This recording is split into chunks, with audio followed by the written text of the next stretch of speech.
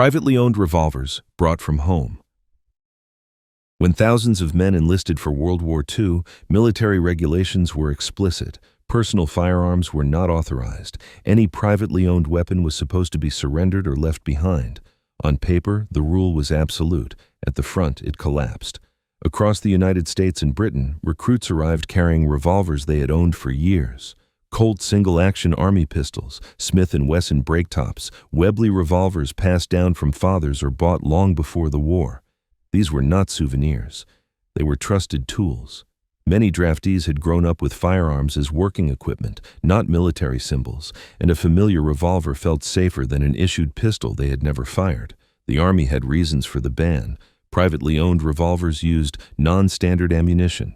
A .38 S&W cartridge could not be resupplied through military channels. Repairs could not be guaranteed. More critically, when a soldier was wounded or killed, medics and investigators sometimes could not identify the caliber involved. That uncertainty created logistical and legal problems in casualty reports. Despite this, some officers tolerated the practice, especially in rear areas where inspections were inconsistent. Overseas, the weaknesses became obvious. In Europe, revolvers became dead weight once ammunition ran out. In the Pacific, humidity and salt air rusted mechanisms never designed for jungle conditions. Most privately owned revolvers did not become battlefield legends. Many were discarded, confiscated, or shipped home simply. But their presence revealed something regulations could not control. When men believed their lives depended on a weapon, they carried what they trusted, even when the Army said no. Modified issued pistols. Standard issue pistols in World War II were designed for uniformity, not individuality.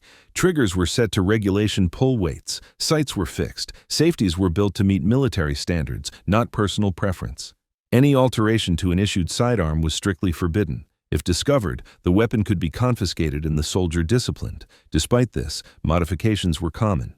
Soldiers with mechanical skill quietly worked on their pistols in tents, workshops, or rear areas. The most frequent change was the trigger. Factory triggers on pistols like the M1911 averaged 5 to 7 pounds of pull. Under stress, that weight reduced accuracy. By polishing sears or shortening springs, soldiers created lighter, smoother pulls that felt faster and more controllable.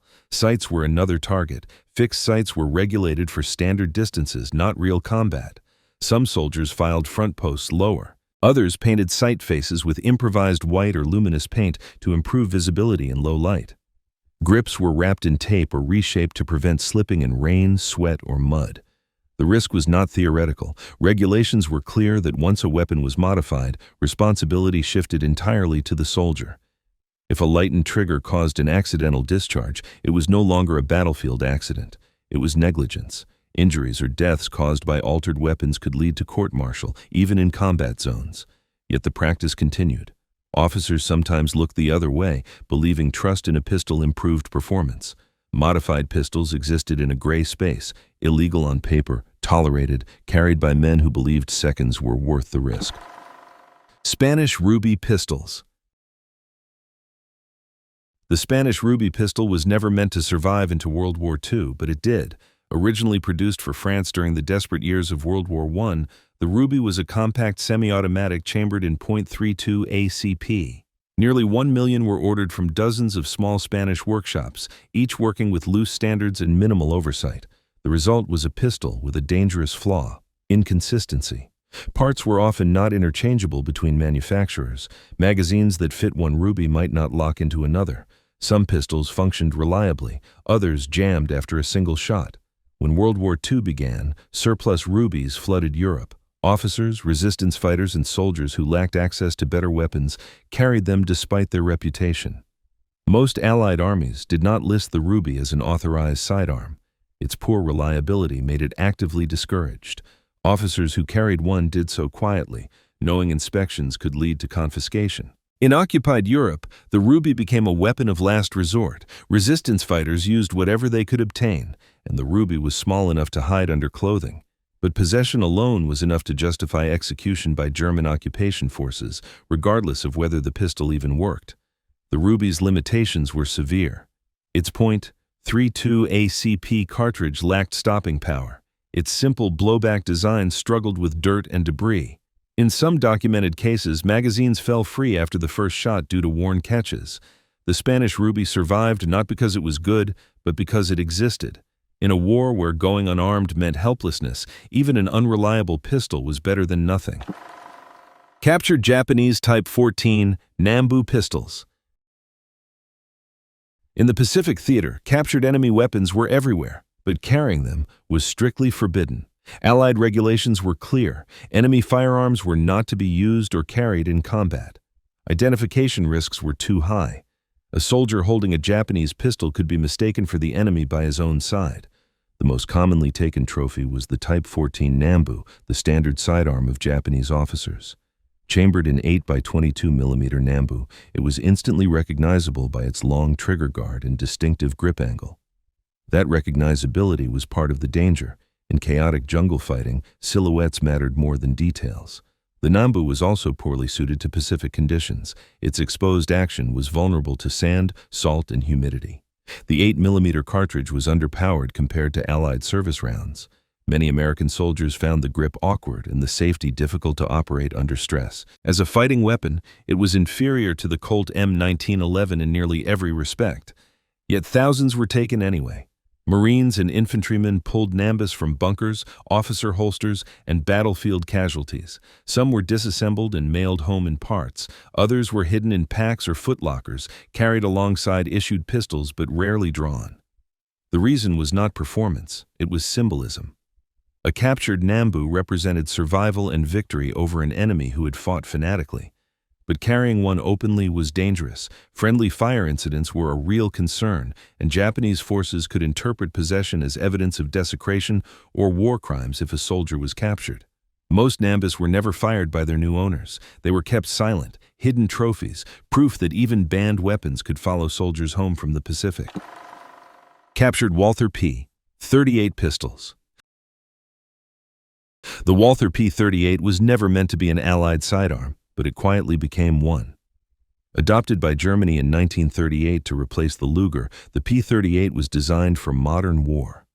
It was cheaper to produce, easier to maintain, and far more reliable under field conditions than its famous predecessor.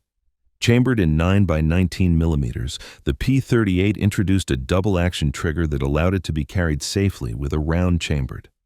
Its open-top slide cleared debris more effectively, making it functional in mud, sand, and snow. German forces issued it widely, and by the middle of the war, it had largely replaced the Luger on the front lines. Allied regulations strictly prohibited the use of captured enemy weapons. The risks were well known: identification errors, incompatible ammunition supply, and disciplinary consequences. Despite this, Allied soldiers quickly recognized the P38's advantages. Compared to older revolvers or underpowered pistols, it was practical, safe, and dependable. American infantrymen often carried a captured P38 alongside their issued M1911. British commandos and Soviet troops did the same. In many cases, the pistol was treated as an emergency replacement. If a soldier lost his sidearm, a P38 provided immediate firepower without paperwork or delay. Officers sometimes looked the other way. A discreetly carried P38 was preferable to a soldier going unarmed. Enforcement was inconsistent, especially during rapid advances when tracking every captured weapon was impossible. The consequences still existed. Soldiers caught with unauthorized P38s faced confiscation or formal charges, yet thousands were kept. After the war, many traveled home hidden in footlockers, carried by men who believed the pistol's reliability mattered more than regulations written far from the front. Captured Browning high-power pistols. The Browning High Power was one of the finest combat pistols of World War II, which made it especially dangerous to carry. Designed by John Moses Browning and finalized by FN in Belgium, it entered service in 1935 with a 13-round magazine, nearly double the capacity of most contemporary sidearms. When Germany invaded Belgium in 1940, the FN factory fell under German control. Production continued, now supplying the Wehrmacht and SS. The same pistol admired by Allied designers was suddenly an enemy weapon. Allied regulations prohibited the use of captured firearms in combat, and the high power was no exception. Despite the ban, soldiers kept it. Compared to revolvers or even the Colt M1911, the high power offered higher capacity, faster reloads, and excellent ergonomics in close quarters.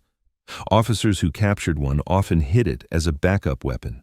Some dared to carry it openly, trusting its performance more than regulations. In occupied Europe, the high power carried even higher stakes. Resistance fighters valued it because German troops used it, which meant ammunition already existed within occupation supply lines. A partisan with a high power could reload from enemy sources, but possession by a civilian was a death sentence. German occupation law treated military-grade firearms as proof of armed resistance. The irony was sharp. A pistol designed for Western armies became a tool of both occupation and rebellion. In resistance hands, a single magazine could decide an ambush, an assassination, or an escape. For Allied soldiers, the risk was disciplinary rather than fatal, but real. Confiscation, charges, or loss of rank were possible. Yet many chose to keep the high power anyway. It was too effective to surrender, and in close combat, 13 rounds could mean the difference between walking away and never leaving the street. Improvised resistance pistols in occupied Europe. In occupied Europe, the most dangerous sidearms were not factory-made military pistols, but improvised ones. Resistance movements across France, Poland, Yugoslavia, and the Netherlands relied on whatever could be built, stolen, or smuggled. These weapons were illegal under occupation law, and possession alone was enough to justify execution. Improvised pistols were crude by design. Many were single-shot or manually cycled weapons, chambered in common calibers like 7.65 mm Browning or 9 mm. They lacked safeties, serial numbers, and consistent tolerances. Reliability was questionable, accuracy worse. But they were concealable, and concealment mattered more than firepower. The purpose of these pistols was not sustained combat. It was assassination, disarming sentries, or creating chaos long enough to escape. A single shot could secure a better weapon. In some resistance manuals, improvised pistols were described as keys, not firearms. Their value lay in what they could unlock. German occupation forces classified all unauthorized pistols as evidence of armed resistance. There were no warnings and no appeals. Arrest with a weapon almost guaranteed torture, execution, or deportation. Despite this, thousands carried them daily, hidden in coats, breadbaskets, or false walls. Allied intelligence services were aware of their use but discouraged open combat. The risk was too high. Still, sabotage networks depended on these pistols to function. Without them, resistance fighters were defenseless. These were banned weapons in the truest sense, not by regulation manuals, but by law, backed with immediate death.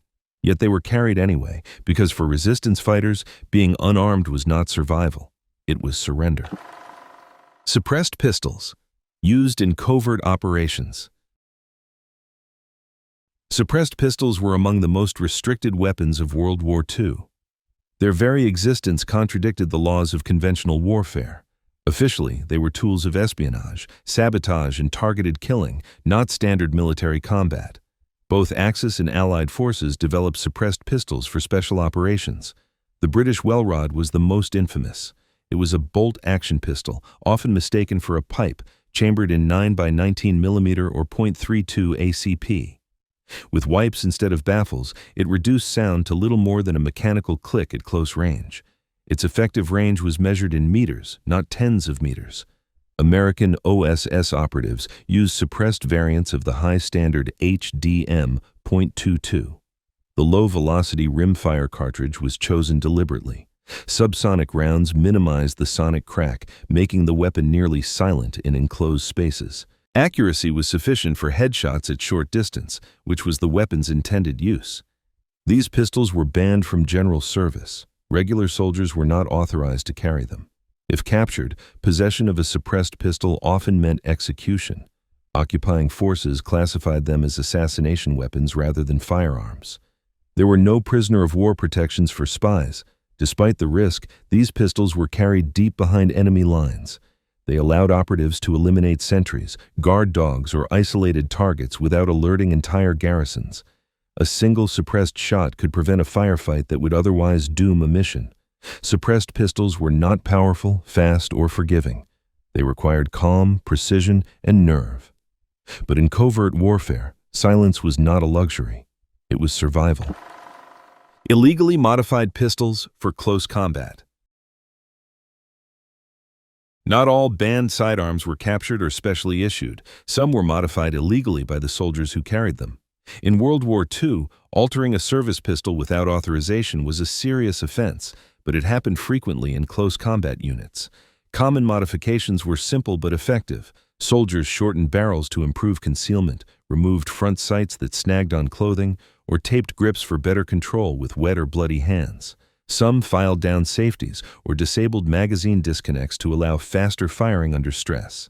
These changes violated regulations and voided inspections. The most extreme modifications appeared in urban fighting. Pistols were converted for point shooting rather than aimed fire. Triggers were lightened beyond safe tolerances. In rare cases, crude compensators or homemade suppressor mounts were attached, creating weapons that were unpredictable but lethal at arm's length. Military doctrine discouraged all of this. Modified pistols were unsafe, difficult to maintain, and dangerous to their users. Accidental discharges were common. Commanders feared that altered weapons undermined discipline and increased friendly casualties. Officially, such pistols were banned outright, yet soldiers still carried them. In street fighting, trench raids, and bunker clearing, seconds mattered more than regulations. A modified pistol could be drawn faster, fired instinctively, and used when a rifle was impractical. For tank crews, paratroopers, and assault troops, these changes felt necessary. If discovered, consequences ranged from confiscation to court-martial. But enforcement varied. In frontline units suffering heavy losses, officers sometimes tolerated quiet violations. These pistols were never meant to last. They were built for moments of violence measured in heartbeats. Illegal, unsafe, and forbidden, they existed because close combat left no room for perfect weapons, only effective ones. Last resort pistols, carried against orders. Some pistols were banned not because they belonged to the enemy, but because soldiers were never meant to rely on them. Across World War II, many units were issued rifles or submachine guns only. Sidearms were restricted to officers, vehicle crews, or specific roles. Carrying a pistol without authorization was a violation of orders. Yet many soldiers did exactly that. These last resort pistols were often old, outdated, or personally acquired weapons. Veterans carried pre-war revolvers, pocket pistols, or family-owned handguns that had no place in official tables of equipment. They were weak, low capacity, and often unreliable, but they were small, concealable, and always there. In desperate conditions, doctrine broke down, paratroopers landing scattered behind enemy lines, infantry separated from their units in forests or cities, tank crews forced to abandon disabled vehicles. In these moments, a pistol meant the difference between being armed or helpless. Commanders discouraged the practice. Unauthorized pistols complicated logistics, training, and discipline. Friendly fire risks increased. Ammunition supply was inconsistent. Officially, these weapons were banned for good reason. Still, enforcement was uneven. Officers who had survived combat understood reality. A soldier with a hidden pistol was less likely to surrender when cornered, less likely to panic, more likely to fight his way back. If discovered, consequences ranged from confiscation to punishment. But many pistols stayed hidden until the war ended. They were never meant to be used, until they were.